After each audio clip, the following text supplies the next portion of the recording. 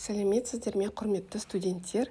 Біздің үлкен оқу курсымыздың ең алғашқы бірінші модуліне қош келдіңіздер. Бұл модульден бастап біз материалдардың ішкі әлеміне, көзге көрінбейтін микро және нано әлемге үлкен саяхат жасаймыз. Біздің бүгінгі бірінші тақырыбымыз оптикалық микроскопияның шектеулері және электрондық микроскопияның дамуына алғышарттар деп аталады. Бұл дәрісте біз ғасырлар бойы адамзатқа қызмет еткен жарық микроскоптарының неліктен бізге жеткіліксіз болып қалғанын және ғылымның электрондарға қалай көшкенін талқылаймыз. Сонымен, бірінші тақырыбымызға кірісейік. Адамзат баласы ежелден өзін қоршаған ортаны тануға ұмтылды. Аспандағы жұлдыздарды көру үшін телескоп ойлап тапса, кішкентай нәрселерді үлкейтіп көру үшін микроскопты жасады. Бірақ ғылым мен технология дамыған сайын біз зерттейтін бөлшектердің өлшемі кішірейе берді. Инженерлер мен ғалымдар қарапайым жарық микроскоптарымен көруге болмайтын шекараға тірелді. Бұл қандай шекара және одан қалай өттік? Бүгін осы туралы сөйлесеміз. Жалпы ғылыми зерттеулерде микроскопияның рөлі қандай? Бұл жай ғана құрал емес, бұл ғылымның көзі. Қазіргі таңда биология, медицина, материал тану және нанотехнология сияқты салаларды микроскопсыз елестету мүмкін емес. Микроскопиялық әдістердің даму деңгейі сол мемлекеттің, сол дәуірдің жалпы ғылыми әлеуетін тікелей көрсететін басты көрсеткіш болып табылады. Егер сіз жаңа берік қорытпа жасағыңыз келсе, оның ішіндегі атомдардың қалай орналасқанын көре алуыңыз шарт. Дәстүрлі оптикалық микроскоп қалай жұмыс істейді? Бұл біз мектеп қабырғасынан білетін классикалық құрылғы. Оның жұмыс істеу принципі өте қарапайым. Мұнда басты ақпарат тасымалдаушы кәдімгі көрінетін жарық сәулесі. Бұл жарық сәулесі зерттелетін үлгіге түсетін, одан шағылысады немесе ішінен өтеді. Содан кейін шыныдан жасалған линзалар жүйесі арқылы сынып, бейнені бірнеше жүз есе үлкейтіп, біздің көзімізге жеткізеді. Бұл өте сенімді әрі арзан әдіс. Бірақ бұл құрылғының құпиясы мен басты әлсіздігі жарықтың табиғатында жатыр. Физикадан білетіміздей, жарық дегеніміз электромагниттік толқын.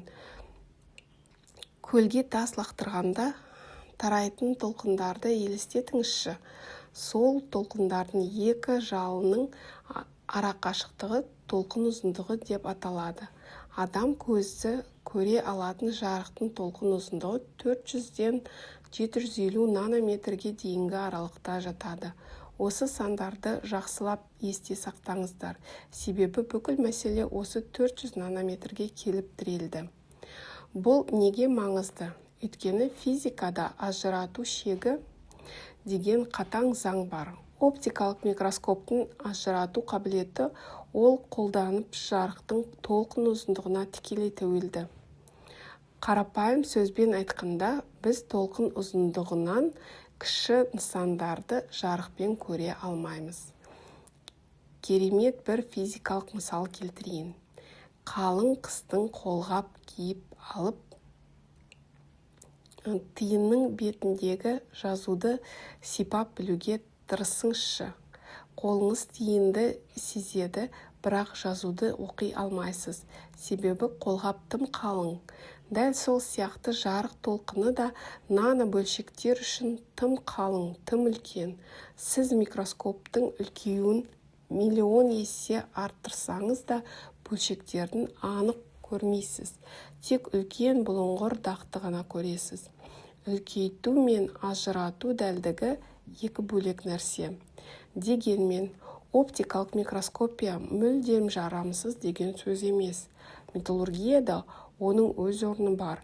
Біз оның көмегімен микродеңгейдегі нысандарды өте жақсы зерттейміз. Суретте көріп тұрғаныңыздай, металдың дәндерін,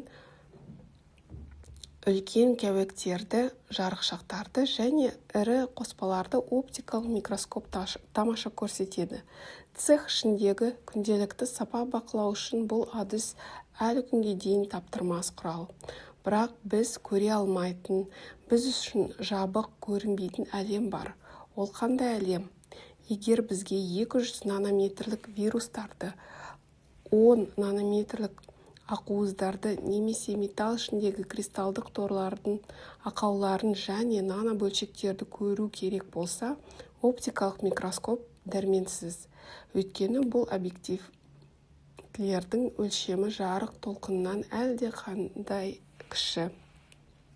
Үлкен мұхит толқыны кішкентай тасты байқамай үстінен өтіп кеткен сияқты жарық сәулесі де нанобөлшектерді жанап өтіп кетеді. Неге біз жай ғана мықтырақ шыны линзалар жасай алмаймыз? Өйткені бұл технологияның немесе өндірістің кемшілігі емес, бұл табиғаттың, физиканың фундаменталды заңы.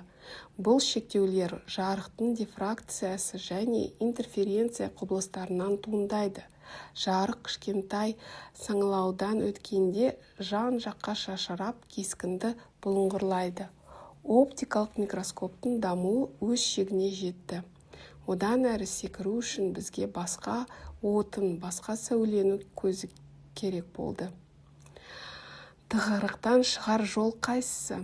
Егер жарық толқыны тым үлкен болса, бізге толқын ұзындығы өте кішкентай, жіңішке бөлшектерді қолдану керек.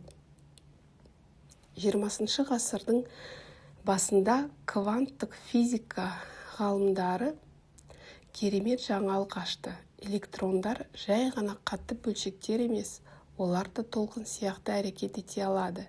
Және ең бастысы, үдетілген электрондардың толқын ұзындығы жарықтан 100.000 есе кіші. Бұл қалың қолғапты шешіп, заттың жалаңаш саусақтың ұшымен сезгенімен бірдей еді. Осылайша электрондық микроскопия дәуірі басталды. Енді осы екі құрылғының анатомиясын салыстырып көрейікші. Слайдтағы сызбаға назар аударыңыздар. Екеуінің де жұмыс логикасы бірдей, тек құралдары басқа. Оптикалық микроскопта жарық шамы болса, электрондық микроскопта электрондық пушка тұр. Оптикалық шыны линзалар жарықты сындырса, электрондық микроскопта ішінен тоқ өтетін магниттік линзалар электрондарды фокустайды. Ақыр соңында оптикада біз көзімізбен қарасақ, электрондық микроскопта бейне арнайы флуоресцентті экранға немесе компьютерге шығады. Оптикалық микроскопия ғылымның іргетасы. Ол бізге көп нәрсені үйретті, бірақ оның мүмкіндіктері жарықтың физикалық қасиеттерімен қатаң шектелген. Ал металдардың сырын тереңірек ұғыну үшін жаңа наноматериалдар жасау үшін ғылымның электрондық микроскопияға көшуі кездейсоқтық емес. Бұл табиғи әлі логикалық қажеттілік болды. Бұл көшу бізге атомдық деңгейдегі құпияларды ашуға мүмкіндік берді. Дәрісімізді бекіту үшін сіздерге өзіндік жұмыс тапсырмалар беріледі. Бірінші тапсырмада экранда көрсетілген 5 сұраққа жауап беріңіздер. Бұл жерде оптикалық микроскоптың жұмыс принципі, ажырату шегінің физикалық табиғатын және неліктен ғалымдар электрондарды қолдануға мәжбүр болған өз сөздеріңізбен түсіндіріп жазыңыздар. Екінші тапсырмада оптикалық шектеулерді еңсеріп, электрондық микроскопияға өтудің заманауи ғылым мен металлургиядағы маңызы туралы 5-6 сөйлемнен тұратын эссе қорытынды жазасыздар. Құрметті студенттер, осымен біздің бірінші модульдің алғашқы кіріспе тақырыбы аяқталды. Сабаққа зейін қойып тыңдағандарыңыз үшін үлкен алғыс білдіремін. Келесі дәрісте кездескенше сау саламатта болыңыздар.